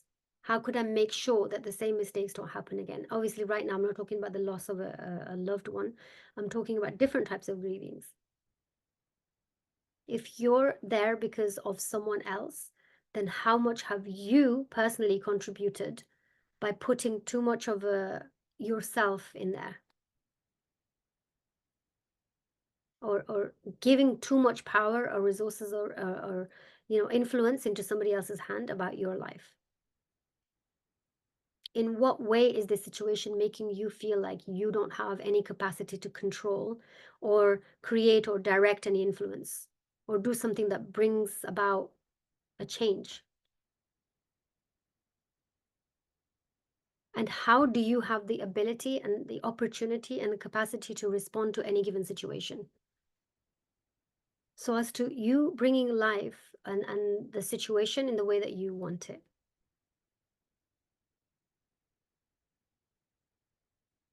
Where do you think the power lies in this situation? How can you switch the situation so that it lies with you in the way that you're feeling, so that you can be in charge of that? If the ball isn't in your court, why is it not, and how can you bring it back? What is the most empowering move or counter move that you could make in this situation? And we're all surrounded by uncertainty when it comes to grief or a crisis of any sort. When you're suddenly thrown into waters and waves that are tidal, in situations that you never consciously asked for, neither prepared for. However, I want you to trust that you are resilient, that Allah subhanahu wa ta'ala is with you. He knows, He sees, and He does not keep you even, He doesn't keep even an ounce of debt. Isn't that comforting to know? When you suffer even as much as a pinprick, He will greatly reward you for that pain that you've gone through, especially the suffering that you did not choose for yourself. Everything you need to rebuild your life that you want, you have within you. The healing happens for you. This happens because the healing needs to happen for you. It happens at every level of your existence. And lastly, I want to say that in most cases, the way that we handle grief is a lot to do with our childhood. If we have any unresolved traumas, if we unexpressed emotions from our childhood, or the way that we were spoken to, the way that we dealt with situations, or the way that grief was dealt with in our families, has a lot to do with how we're dealing with it now. So if you feel like there are any trapped emotions, or you're just, this workshop on its own is not going to, like, you need more in depth, like this isn't sufficient, then you must dig deeper, do more healing work. Please reach out for help if you need any. But I'll stop here because I'm conscious of time. And if you have any questions, I'd be more than happy to take those. And if you want to know a little bit more about what I do, you're welcome to scan that QR code as well. Sister Koja, do you have any, or anybody else has any questions? Wow, as usual, subhanallah, this was amazing. Really, truly amazing. Now, this is a confirmation for the reason why I was chasing you up. Because I know when you come online, we're going to hear what we want to hear. That practical side of it, that was actually the missing piece. Subhanallah. It's just amazing. I don't think we got any more thing to add on to what you said, apart from getting out of that a very long list. As you could see, I was typing non-stop. Plenty more. And I'm sure I wasn't the only one typing. That's definitely something to take away, to sit on it and to reflect and to come up with a different approach when it comes to grief. You said it all. Inshallah. I really hope that some of the questions that I asked you to ask yourselves they sound really simple, but they're actually really powerful if you genuinely sit by yourself and ask and then allow for that to come up. Don't be too hasty and like nothing's happening for me. Often we get into that, like I need things quickly to happen. Sometimes we've got to allow, maybe you've got to sit with that same question 4 times before you really start to get some of the information that you need from within. So just be patient with yourselves. Allah is patient with us all the time, you know, and things are happening around us that we have no control over a lot of the times. And we're forced to be patient with those things. So be patient with yourself. Give yourself the grace that you deserve, that you need. Grieving is, like I said, I mean, it's such a difficult thing to go through, but it can be a complete game changer for how you move on from this and how you rebuild your life from here on. So inshallah, it can reconnect you to yourself most definitely, but also to Allah subhanahu wa ta'ala. So it's really important to view it in a, I wouldn't say like a positive light straight away, because that's going to come later, but definitely view it as an opportunity as to how is this for me? Like, how is this for me? And then ask those individual questions that I've said.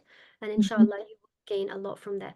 Are there any questions? Anybody want to ask any questions? Yeah, could you kindly share the QR code again, please? QR code, yes, I can. Mm-hmm. There it is. You can go on my website, uzmanaqvi.com. I'm on most of the social media networks as well, so it'd be great to have you come on there as well. But if you ever had any questions, feel free to message me. I'll write my email address here as well.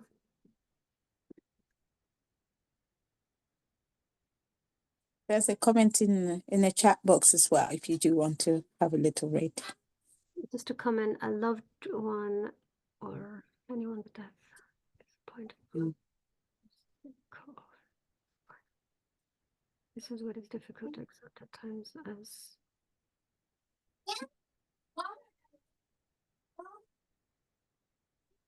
yes, so that's a really of course it's a very, very difficult thing to go through when you lose a loved one and that you know that there is no return.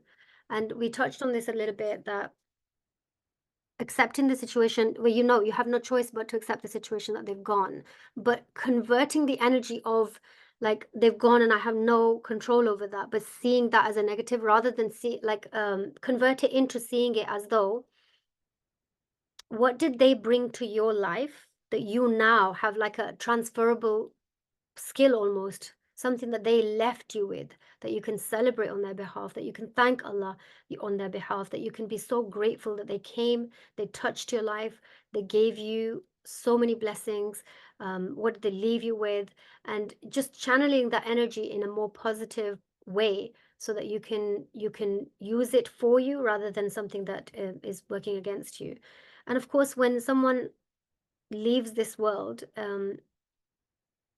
there's no it takes time. Like there's no rush to feel. And sometimes people can feel. I remember one of my friends, she was so close to her mom. You know, they were just so close to each other. And when she was ill for quite some time, her mom had Alzheimer's, so she became non-verbal at one point. And for 7 years, she was non-verbal. And this friend of mine would go to, she lived in a home, in an old people's home, because it got really, really difficult to handle her at home. She got, you know how they get aggressive sometimes, and she started throwing things, and her children were in danger. So they had to put her in a home where she had like 24-hour-a-day care.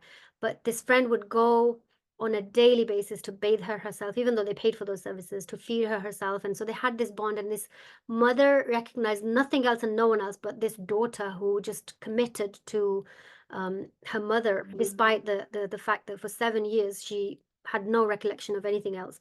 And then she passed away. And when she passed away, this friend of mine was absolutely devastated. All her other siblings accepted the situation as it was, and they hadn't really been going to the hospital as much as she did. And of course they were sad, and their mother has passed away. But this girl was so deeply affected that it put her into this really traumatic situation. And for months and months and months she couldn't get out of it.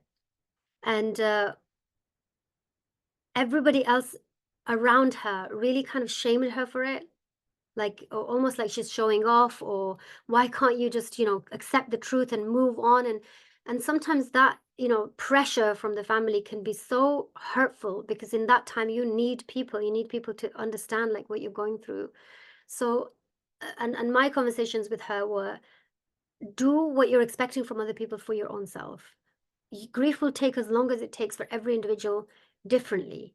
So allow yourself the grace, but don't allow it to consume you to a point where you're not even willing to look at like moving forward, like life coming, what else is happening beyond this point. Why has Allah done this at this point? She could have died 7 years ago. Why now? What's that bringing to me? Like, there are so many profound, simple questions that we ask ourselves, and it can do some amazing things for us. So just being open to that.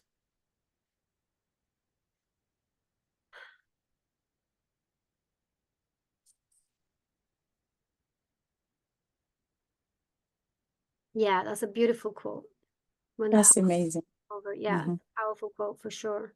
Yeah, so really kind of doing that, like seeing whether it's a quote or a book, or making even like a journal specifically for this grieving process, not mingling it with everything else. And having that as like a tribute to that person who's gone is such a beautiful thing. Like, decades later, when you look back at this and what you went through, what emotions you had to go through, what kind of questions you had to ask yourself, how you moved on from this, is really powerful. And also remember that if you have children in your life who, while you're going through this grieving process, they're watching how you're going through this process, and they're adopting that behavior. So whether we like it or not, children take from us a lot more than we think they are. So it's really important to ensure that we are holding ourselves up in the best way we can, seeking the support, all these different strategies that I gave, put them into place, so that you're not stuck at any given situation. And even if you are, you still have a plan to move forward, or you are seeking help from the right people so that you can move forward, inshallah. Jazakallah khair. Is there any more questions from anyone? Yeah, happy to take a couple more questions. Okay. Jazakallah khair. That was amazing. I've taken quite a lot of note, and those questions are, as you just mentioned, very, very powerful questions. And inshallah, we will be able to sit with it and then see where we're getting. Those questions need to be answered. While Absolutely. you were asking those questions, I'm thinking, yeah, I need to answer those questions. Yeah. And then And you go would to be back. really surprised at how the mind answers those questions. We think we know the answers already. Mm. And at a consciously, remember, the conscious part of the brain is only 5%. The subconscious is like 95%. So what you will get from this subconscious part of the brain is, you can't even fathom it. You can't know without really truly sitting in that relaxed state and slowing down your brainwave activity. Because when we're That's alert right. like this, we're in that fast mode of learning and taking in information. But when we breathe in, when we breathe for meditation, for example, we send a signal into our body that we're safe, we're okay, to close our eyes, everything's fine around us, and our body is more receptive. Then when we take deep breaths and we slow our body down, the brainwave activity slows down. And so it's now That's in a state of accessing that part of the mind that we don't have access to when we're in that alert, constant state. So there is a system called RAS system, which is the reticular activating system, and that system is basically a filtering system between your subconscious mind and your conscious mind.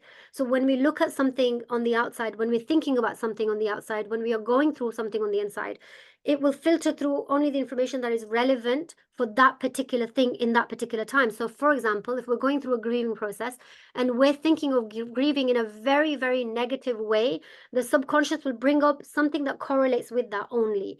But when we are shifting our whole demeanor and the way that we're asking the question in a very relaxed atmosphere, in a safe atmosphere, we're asking very powerful questions that are specific to this event, then our mind will filter up something that is not been accessed before, and you will amaze yourself at what kind of knowledge you possess, wisdom that you possess inside of yourself without even knowing it. It's quite amazing. But you can't guess work through this. You have to sit with it. You have to allow yourself to let it come up. You will often ask yourself a really simple question, go into that state, and you will burst out crying because of the amount you're holding up. Because when we are going through grief, what we're doing is we're basically holding up a lot, right? This is still going on. We're dropping the kids off. We're picking the kids back up. We're still cooking. We're still cleaning. We're doing our work. We're meeting with so many people, and we're going through all of this, right? So it's so hard to think of it as when do we process? By the time we get to bed, we're so exhausted. We want to shut everything off. We want to go to bed. right. Even if our mind completely takes over, it still takes over in the negative state. So we don't really give ourselves the time and the real capacity, the real environment to really break this down and work through it. And that is what I'm asking you to do by asking these questions in an isolated environment, in a calm, collated environment where you ask yourself the questions that you'll never give yourself the opportunity or the grace for. And that's when you will amaze your own self with your own wisdom that you already carry within yourself. Like you already have all of these answers inside. But it's just that we never had the time. This is why I said that treasure box as well. Access that when you can get to it, when you know that you now have the time, when the kids have been dropped off, when there is nobody else distracting you. Now I've got the time to sit with this. And then when you cry, allow that. Let yourself release the tension that you've been carrying and allow yourself. If I did a one-to-one with you, and if I just asked you a few questions and allowed you to sometimes when I'm doing a group coaching, and I'll have a lady who's talking, and she's talking so fast paced and she's telling me what's going on in her life, I'll tell her to stop. And I'll tell her to just take a deep breath, breathe into her belly. I want you to feel what you're feeling. And I'll just get her to slow down. And the minute she slows down, all I'm seeing is she's wailing. She's crying. Because all she was doing was just covering and going through this motion of coping mechanisms that she's built up. It's I've got to surpass this. But I'm saying, no, reverse. Let's open this. Let's sit with this. And then that underneath there is a barrage of emotions that never got chance to be seen because they're always bulldozed over. You've got to deny your emotions to carry on doing what you're doing in your day. But if you don't allow a space that is sacred for your emotions, at some point they're going to stay within you and then they get stuck. And that's how it can convert into depression faster than you can think. And before, you don't even know as it's happening because you're still going on with life. But at one stage, you've become so slow in your life that you don't want to do anything. You don't want to meet with anybody. You don't want to engage in anything. And that's happened in a gradual process, but you haven't realized it because you never stopped to check in with yourself. And even when we have time to ourselves, we use our phone to scroll because we don't want to face what we carry within ourselves. It's harder to face what we carry within ourselves than to put everything away and just be still with it. That's much harder to do because then you're going to be faced with this naked truth that you're trying to avoid all this time. Your brain is saying, no, we don't want to go there. That's a really hard place. We're going to stick with just scrolling on social media or being busy with this, that, and the other, and that will keep us safe. But in actual fact, it's not keeping us safe. It's keeping us away from the truth and also disassociating with our own selves internally, which is a detrimental thing. This is amazing what you just mentioned, because this is something that we tend to do. And this is the advice that we get. get your mind away from the current situation by working, or get your mind away from the current situation by running around, by doing certain thing. And then we get carried away. We get into that routine, and we had that feeling in the end that without the thing that I'm always doing, I will not be able to cope with this emotion. Yeah. So we always get into the move of doing something. Yeah. So Yeah. therapists, they use that.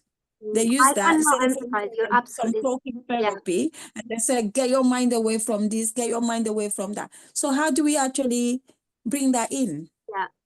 I cannot emphasize this enough. And this is where a lot of like coaches and therapists totally disagree with my method of working.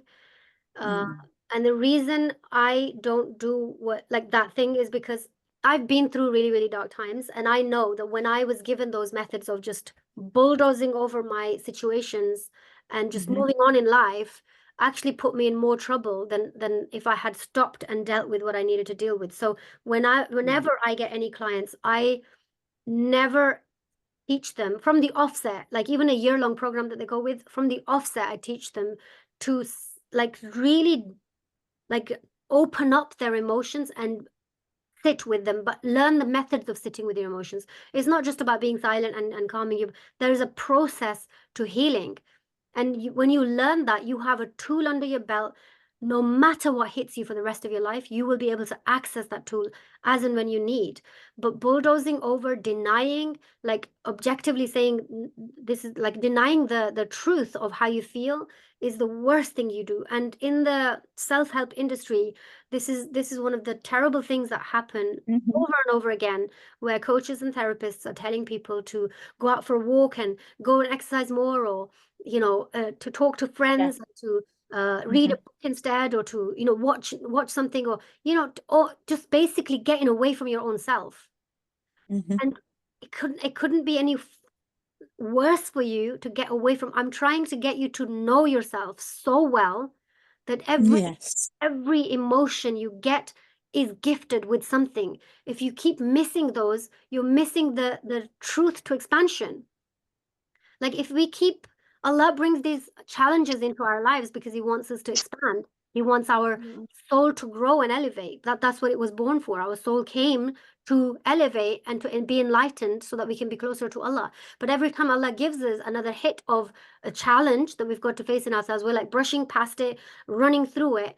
And so the lesson that challenge came to give us, the inherent gift that it came with, we dismiss it, we don't learn the lesson, and then the whole thing happens all over again in a whole new way. We might get into another toxic relationship, or we might end up losing something else that was really dear to us, but we don't know why it's happening, and we question Allah why it's happening. But He's saying, I want you to learn through your own self. I've given you all the tools you need, and I want you to stop and reflect.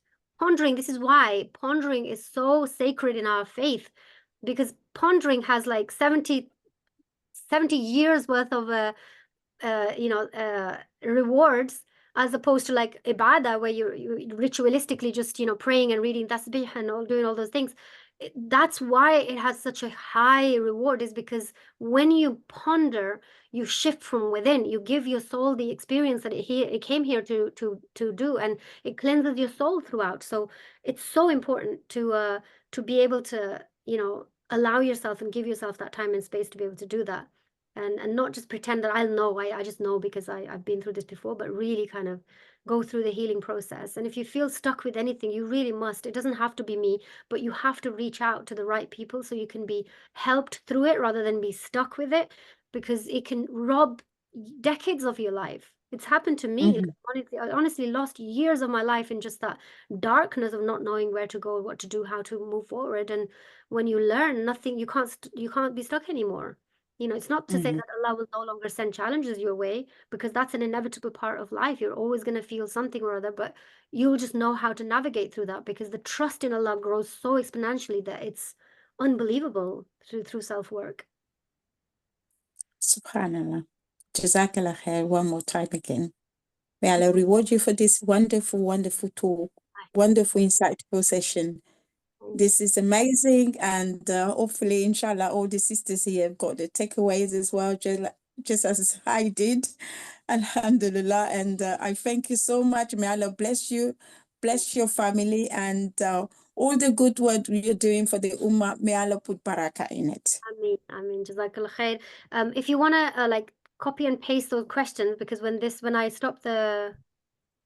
leave the meeting, it's all. Recording. So if you want to, if anybody wants to like copy and paste the questions that you might want to sit with later, please help yourselves. And I will share it in a group, inshallah. And I did a screenshot of it. So whoever join in, I'm thinking that they might be in the sisters group. So I will send it there, inshallah. okay, well, Yeah. thank you so much. And if you just give me another minute, I will just share my screen. Yeah. Oh, let me. And Yeah.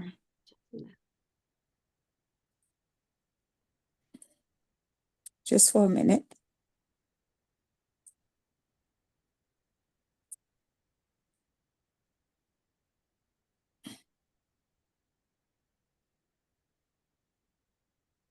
Wanted to present you with this certificate of appreciation.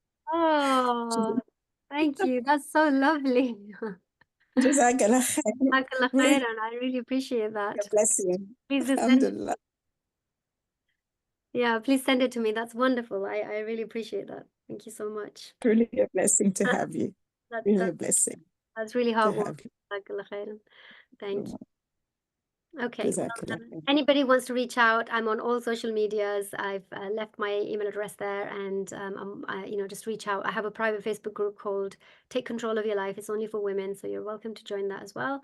And if you have any questions, it's contact@uzmanaqvi.com, and my website is uzmanaqvi.com. So we'd love to hear from you if you need anything. Jazakallah khair and take care. Ma'as-salama. Jazakallah khair. So, assalamu alaikum wa rahmatullahi wa barakatuh to everyone as well. Jazakallah khair, inshallah.